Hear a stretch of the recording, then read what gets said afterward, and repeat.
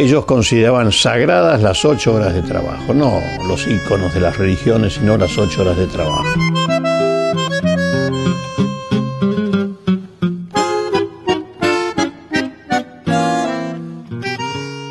El 1 de mayo es la fecha fundamental del movimiento obrero. Une a las clases trabajadoras de todo el mundo, a pesar de las diferencias de idioma, de las diferencias de industrialización, de las diferencias políticas, etcétera, etcétera, pero une a todos los trabajadores del mundo. Esa iniciación de la huelga por las sagradas 8 horas de trabajo. Y esos, los mártires de Chicago, esos valientes trabajadores que salieron al frente pidiendo y exigiendo las 8 horas de trabajo, con un documento precioso que ellos van a leer antes de ser ahorcados, donde decían: no queremos 8 horas de trabajo para trabajar menos, queremos 8 horas de trabajo para tener también tiempo para la cultura, para leer, para jugar con nuestros niños, para estar con nuestras mujeres. Qué hermoso este documento.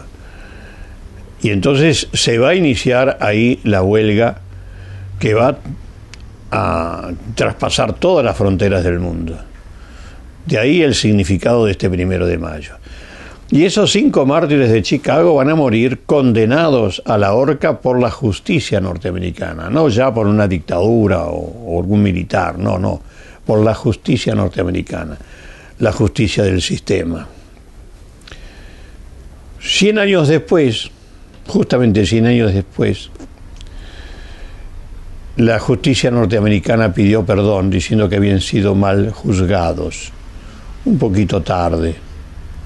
Lo mismo van a hacer con esos 2 mártires del movimiento obrero, Sacco y Vanzetti, a los cuales se les va a acusar de algo que no habían cometido, se los condena a muerte la justicia en la silla eléctrica. Ya habían cambiado de método, ya no era la horca sino la silla eléctrica. Bueno, 40 años después, en 1967, la justicia norteamericana va a pedir perdón. Pero bueno, ya estaba hecho el crimen. Esto del 1 de mayo va a traspasar todas las fronteras y va a quedar. Y también esa clase trabajadora argentina que recién se iniciaba, que venía de diversos sectores, de diversos países del mundo, va a iniciar el recordatorio de ese 1 de mayo en 1890, el 1 de mayo de 1890, en el Prado Español, esa plaza que está allí en Leandro de Alem, y ahí cada orador va a hablar en su idioma. A pesar de la diferencia de idiomas, se juntaron todos para recordar a los mártires de Chicago y para dar el primer gran impulso hacia las 8 horas de trabajo. El diario La Nación, como siempre, burlón, conservador, va a describir el acto diciendo: no sabemos para qué hicieron el acto si cada uno habló su idioma y no se entendieron. En vez de hablar del ejemplo que era la solidaridad internacional, a pesar de que hablaban idiomas diferentes, lo hicieron y marcaron un mismo camino. Pero van a empezar también las represiones a los actos del 1 de mayo, que siempre concitó a miles de trabajadores. Lo podemos leer en los diarios de la prensa y La Nación. Por ejemplo, en el 1 de mayo de 1904, en tiempo de Roca, fueron 70.000 obreros, 70.000 obreros. Vamos a juntarlos ahora, 70.000 obreros. Para una ciudad de Buenos Aires que ni siquiera tenía 500.000 de habitantes. Y se va a hacer en La Boca. Y ahí va a caer el primer mártir del movimiento obrero de un 1 de mayo, el marinero Juan Ocampo, de 18 años. Los obreros ahí fueron atacados por la policía. Los obreros toman sobre sus hombros el cadáver de Juan Ocampo, lo van a llevar al diario La Protesta, que era el diario anarquista, el diario de los trabajadores, y ahí lo van a velar. A la noche, Roca ordena asaltar el local de la protesta, va a entrar la policía, va a romper todo, destrozar toda la imprenta que había, y se va a llevar el cadáver de Juan Ocampo, que es el primer desaparecido de la historia argentina. Y va a seguir el movimiento de la lucha por las 8 horas de trabajo. El más notable, para saltar un poco los hechos, va a ser cuando se inicie la denominada Semana Trágica, ya en tiempos de un gobierno elegido por el pueblo, de Hipólito Yrigoyen, de los radicales. Y van a ser los metalúrgicos. Todavía los metalúrgicos en 1919 tenían un horario de 10 horas de trabajo.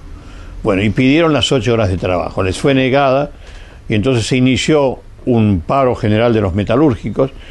Principalmente se va a enfocar allí en los establecimientos Bacena, en Nueva Pompeya, y van a ser reprimidos por la policía y van a caer 4 obreros metalúrgicos, y entonces al día siguiente va a ser el paro general en toda la ciudad. Y entonces vino la represión ordenada por Yrigoyen. Se da la orden a la policía que paren las demostraciones obreras.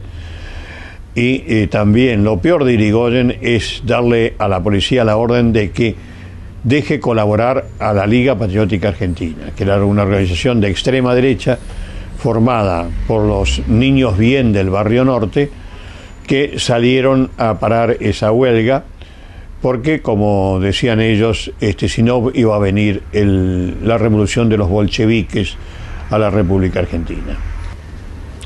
La época de la década infame va a ser una época muy movida, porque a pesar de las represiones, las organizaciones ya de tendencia marxista tuvieron preeminencia en la década del 30.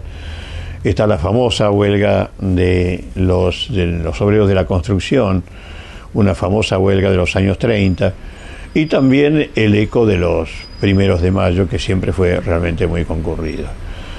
Hasta que ese día, que siempre era el Día de los Trabajadores, pasó a llamarse la Fiesta del Trabajo, ¿no?, que fue con el peronismo.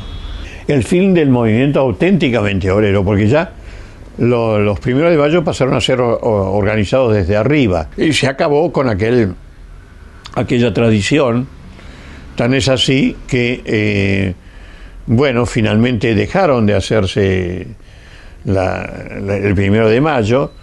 Se solucionaba todo, es decir, con una alusión por radio y por televisión, y dejaron de ser, y fue un día libre, y la gente ya empezó no iba más, no sentía como una especie de obligación por los mártires de Chicago, del recuerdo y de la lucha que había costado tantas víctimas del 1 de mayo, sino lo tomó como un día festivo más. Y entonces, pasaron a hacerse los picnics y ir al campo, ir a los clubes, y hasta el discurso del secretario general de la CGT se hace el 30 a la noche. También, evidentemente, ese secretario quiere irse de picnic el 1 de mayo.